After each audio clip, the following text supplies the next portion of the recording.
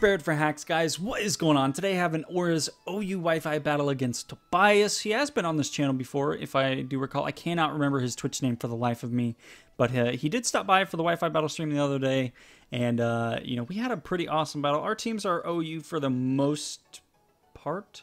Actually, his team is not OU at all. His team is straight up UU, unless Toxicroak is OU, but I don't think that thing is anymore. And I'm chilling with a semi-OU team. As you know, we've talked about this before in the past, but the only things that are OU on this team are Caesar, Landorus, and Azumarill. And you can count Landorus because, you know, Landorus T as a Pokemon is an OU, but he's running the Lando I set, which isn't as good for Lando T, but it still does some work. But I'm going to go ahead and lead off with my Scizor. I didn't want him to, you know, do something like lead off the Abomasnow if I decided to lead off with my Claydol, and that is exactly what he did. He, you know, went out to Olaf, and I was actually really scared here. I was talking to my chat, and I was like, doesn't this thing get some type of fire-type move or something? So I was really scared to stay in against this thing, actually. But Abomasnow does not get anything other than HP Fire, and for whatever reason, I could have swore that this thing like used Fire Blast or like Overheat or something, and I don't know why. And then I remembered.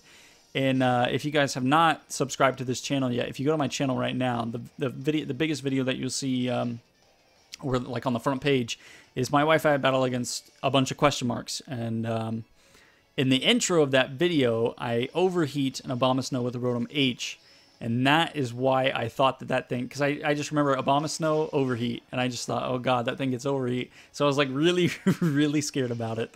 But it ended up, you know, he only gets HP Fire. So I was pretty happy to find out that I'm safe, that I'm living. But this Toxicroak, man, I'm going to go ahead and go for Bullet Punch here. I'm just trying to get some damage off. Bug Bite is not going to be doing anything, so Bullet Punch is my strongest move. I do have Superpower on my Scizor, but since Toxicroak is part poison, he is actually going to be resisting it. Now, I end up going for another Bullet Punch here because I know that it will kill. However, the smartest play right here would have been to go for Roost, because I'm at 50% HP. Toxicroak's pretty much always runs Sucker Punch. So I could have, you know, been at 90%, 85 or 90% health had I gone for Roost and then go for Bullet Punch the next turn. But I made a pretty lame play and just went for Bullet Punch, just trying to kill that thing because, you know, Toxicroak isn't super strong, but if they're running Swords Dance, and he might have been, I don't know. If they're running Swords Dance, it's pretty much a guaranteed sweep, and it's scary, man. It's pretty scary. But I'm going to go and got my Claydol here. I knew that this thing would be going for some type of fire-type attack. However, I was actually a little scared of the Energy Ball, because Chandelures most of the time do run Energy Ball. And as you are going to see on this next turn, this Chandelure is running Energy Ball. And that's why I was really scared, because I thought he would predict either my Azumarill or my Claydol to come in and just straight up go for Energy Ball right off the bat. However, both of them would have solidly lived an Energy Ball, considering Azumarill is Assault Vested, and Claydol is pretty bulky, man. This thing is not a force that can generally be OHKO'd. I think the only thing that I can remember getting close to OHKOing this thing was Greninja with Hydro Pump. But I'm sure there are other things, but that's one of the few Pokemon that I actually remember doing a lot of damage. As you guys know, I don't generally calc a lot of, you know, competitive matches at all. I can't even remember the last time I calced something. I pretty much just have like percents in my head, generally like generalizations of percents in my head. And I'm like, oh, that's going to do about that much damage, so I know that I can stay in and live that, or I know that I need to switch out or I'm going to die to that. But yeah, so based on the percents in my head, that's what I remember Greninja just doing a lot of damage to Claydol whenever I used to do that. But that was when Greninja was an OU. Not an OU anymore. But let's get back to the battle. I know I'm talking a whole lot, but I'm going to go out to Smile for Doom. You guys have not seen this thing yet, this Vileplume here. Aromatherapy, Giga Drain, Sludge Bomb, and Synthesis is what is on this set. Fairly certain this came from me and Echo, although I can't 100% confirm that. I'm pretty sure it is, but I'm going to go for Sludge Bomb here. Actually does a decent amount. That wasn't even a crit, but he's going to hit me with a Blizzard here. And I actually die. I was going to say that I actually ended up living, but I actually ended up dying there. So, but I'm going to go out to my Scizor. That thing is in Bullet Punch range for sure. But he's actually going to make a, you know, one of those weird plays where he goes for protect. Of course, he is going to be hitting me with the hail here, but I make a solid play, end up going for the roost here. Because unless he's running Earthquake, which I do believe he is, actually, there was only a small chance that he would have been able to kill me with anything. Blizzard's resisted, all grass type attacks are quad resisted, etc. But he ends up going out of the Cresselia here.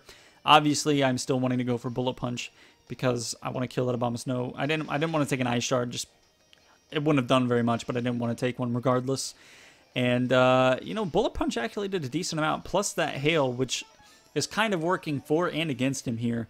The Abomasnow definitely helping out the Abomasnow, but kind of hurting the rest of his team. So he does need to, you know, you do need to be careful when you think about using a Pokemon that either has some type of Sandstorm ability, or, you know, some type of, you know, Snow Warning ability. So you do need to be careful about what you choose. You need to figure out how, like, if you're able to manage your HP on your Pokemon, well, then it's not going to be an issue. But if you just put like Mega Abomasnow and then like 4 other Pokemon or 5 other Pokemon that aren't Ice types, then you need to make sure that you're going to be able to manage your HP and you're going to be able to take that 16% every single turn while you have that hail up. So that is something to think about when you're using teams like that, when you have an Abomasnow. But thankfully, and I guess in most people's cases, thankfully, Weather got, you know, nerfed to 5 turns unless you're using an item. But here, I made a really good play. If you guys remember, that Abomasnow was at like 10%. And when another Abomasnow came in, gosh dang it, came in with full HP, I knew something was up, and I knew that that was the Zoroark. So if your opponent is using a Zoroark and you're not sure which Pokemon it is, Stealth Rocks help. If you can get any kind of hazard up, that will help, because that will pretty much always be a dead giveaway if they've taken damage before and not from the Stealth Rocks. Now, if it's in the first couple of turns, it can still be pretty tricky. But if it's a Pokemon that they generally, like, normally wouldn't switch in. So let's take Rotom Heat, for example. If someone switched a Rotom Heat into an Azumarill, that's kind of a giveaway that might be a Zoroark. I don't know. That's not a really bad example, but you get what I'm saying. If they wouldn't normally switch it on your Pokemon, it's probably a Zoroark, so you need to be careful. I'm going to go out to my Whoop Whoop. And I was very scared here, and I was like, if I can live the Earthquake, then I can pretty much win this match.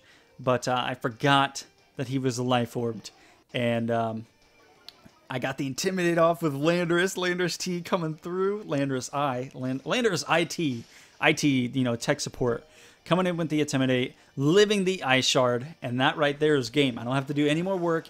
The Abomasnow dies when it comes into the Stealth Rocks.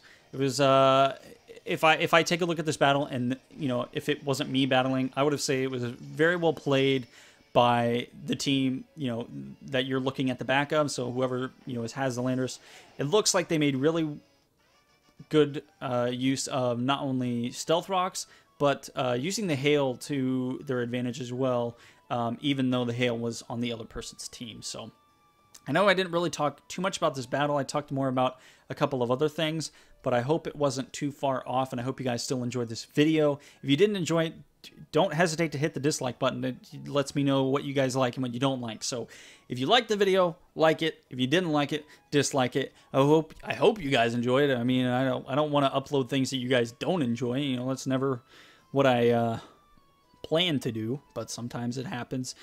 Anyways, may the hacks be with you all. We'll see you back again tomorrow with another Wi-Fi battle. And until then, peace out.